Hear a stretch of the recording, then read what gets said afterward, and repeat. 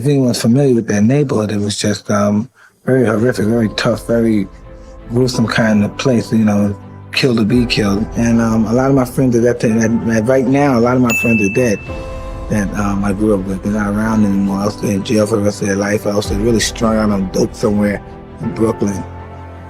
I got arrested one day, and eventually they sent me upstate. I went to Tryon Detention for Boys, upstate New York. I met a gentleman by the name of Bobby Stewart. His name was Irish Bobby Stewart that he fought under. I would see guys on Saturdays or Fridays, we would go and box with him. And once he started teaching me how to box, he realized I was getting close to getting parole to go back to Brooklyn. He said, I don't want you to go back to Brooklyn because you'll get in trouble and get killed to go to jail. I want you to go to this man, this guy could take you to the next level. And at that time, I was probably 1980, I met Customato. I didn't trust him because I didn't trust anybody, Bobby Stewart at that particular time. But he said, just trust this man, trust this man. And it was like he was transferring me over to another person. I didn't trust anybody but him. I don't trust anybody in general. I don't like people to know me at all. And I just recently trust him because the same like I trust him, I guess he trusts me. And he trusts me a lot. So, but no one really knows Mike Tyson. Nobody's really friendly with Mike Tyson. Why? Except Customato. And I started believing in this old man. He broke me down and rebuilt me. I was just like a total different person. Mostly it just changed my life because he helped me to deal with people. I know how to deal with people now. Before, I couldn't talk to people. I was going to be alone. And that's why we have courage, because we're afraid. And that was the most successful part about me. I was so in touch with my fear. I was ferocious, bloodthirsty. I just hated and dreaded losing. I've been losing all my life. My mother's a loser, my father's a loser. Frightened stuff. This is how it is in this world, fighting. I enjoy doing what I do. I enjoy hurting people. That's what I do for a living. That's what all you guys come to watch me hurt people. That's what I like to do. I'm in the hurt business. I really like it a lot. And when I'm in the ring, it stops. All the nervousness and tension is stopped. It's not there no more. But I'm facing reality. As soon as I get in the ring, it's a whole different story. I'm the killer then. I'm unique at being one of the shortest heavyweights in the history and having the second shortest reach in history. And still, I'm tremendously successful. I'm in the ring. I believe in my mind. He spoke with me every night about discipline and character. It is the mark of a great fighter when he has character plus skill. Because a fighter with character and skill will often rise and beat a better fighter because of this. Character is that quality upon which you can depend under pressure and other conditions. Character makes the fighter predictable. Character helps him win. And then one day he used to say, listen, you have the chance to change your life, your family's life. You could be something very special. Don't you want to be champion? You could be champion of the world. And I didn't pay no attention to it. He said, really? You could be champion of the world. You could devastate the world. No man could take what you did. You just got to believe it. I looked at this guy, and then I started thinking. I said, you really? I said, this guy's really crazy. He said, you do what I tell you to do, and if it doesn't work, then you could leave. So I said, okay, bet. So I did everything he told me to do, and I won. I won every championship. From the amateur championship, I won all the championships. I'm gonna cry. So I won every championship that he told me because he told me what to do. Coward and a hero, they're the same. I mean, they feel the same. It's what they do that makes it different. In other words, the hero feels just as frightened as the coward. But it's what he does that makes him different. It's what he does that makes him a hero, and what the other fellow doesn't do that makes him a coward. It's just as simple. It isn't that they're any different. They aren't any different. I feed that spark and it becomes a flame. I feed the flame and it becomes a fire. I feed the fire and it becomes a roaring blaze. Makes him feel like a warrior. Makes him feel like a gladiator. I like to dedicate my fight to my great guardian, Customato, and I'm sure he's up there and he's looking and he's talking to all the great fighters and saying his boy did it. He's smiling, that's right.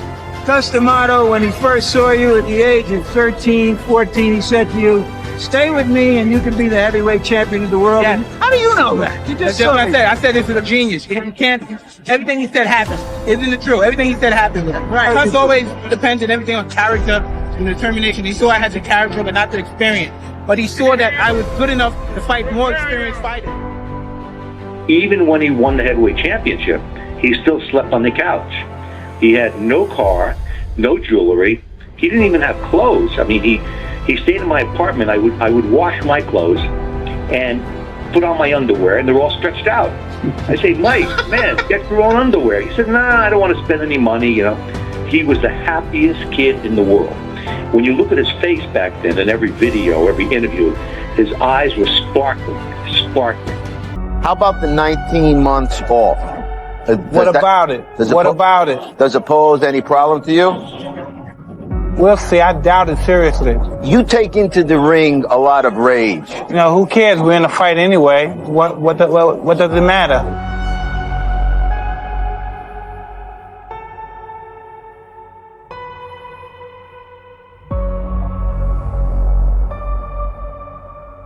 Well, for example, rage against Evander Holyfield worked against you.